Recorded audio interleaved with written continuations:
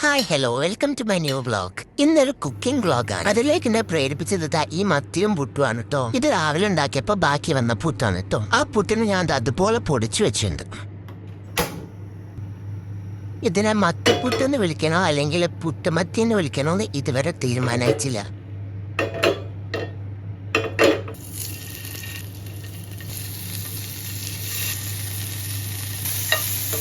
ആദ്യം തന്നെ ഞാൻ 4 മത്തി എടുത്ത് പൊടിച്ച് വേണ്ട വേറെ ഇൻഗ്രീഡിയൻസ്: വെല്ലുള്ളി, കറിവേപ്പില, ചെറിയുള്ളി, പച്ചമുളക്, ഇഞ്ചി, പിന്നെ ഉണക്കമുളക്.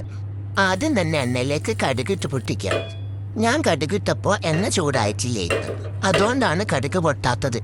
എന്നിട്ട് നമ്മൾ ഓരോ ഐറ്റംസും 1 by 1 ആക്കിയിട്ട് നല്ലോണം മിക്സ് ആക്കുക.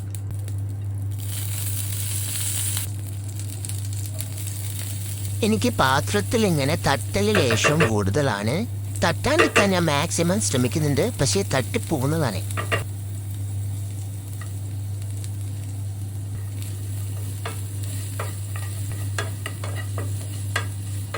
അങ്ങനൊന്ന് മിക്സ് ആയി കഴിഞ്ഞാൽ ലേശം ഉപ്പിടുക, ലേശവും മഞ്ഞപ്പൊടി ഇടുക, പിന്നെ അതും നല്ലോണം മിക്സ് ആക്കുക.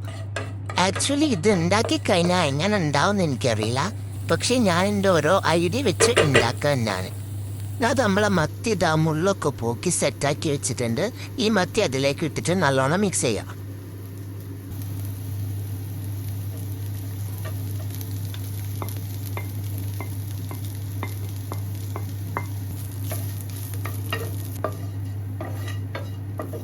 മത്തി നല്ലോണം മിക്സ് ആയി കഴിഞ്ഞാൽ നമ്മളെ പൊടിച്ചു വെച്ച പുട്ടും ഇതിലേക്ക് മിക്സ് ആക്കുക.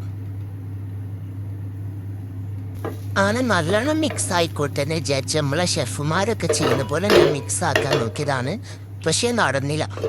ഇനി ഇതൊന്ന് 1 മിനിറ്റ് അടച്ചു വെക്കാം. അത് കഴിഞ്ഞിട്ട് ഗ്യാസ് ഓഫ് വെക്കുക. അപ്പോഴേക്ക് നമ്മളെ സാധനം സെറ്റ് റെഡിയായി. കാണാനൊരു സ്റ്റൈലൊക്കെ ഉണ്ട്, കഴിക്കാൻ എങ്ങനെയാണെന്ന് അറിയില്ല. ഞാൻ കഴിച്ച് നോക്കിയിട്ട് പറയാം. കഴിക്കുന്നതിന് മുന്നേ കുറച്ച് ഇതിൻ്റെ ഫോട്ടോഷൂട്ട് നടക്കട്ടെ.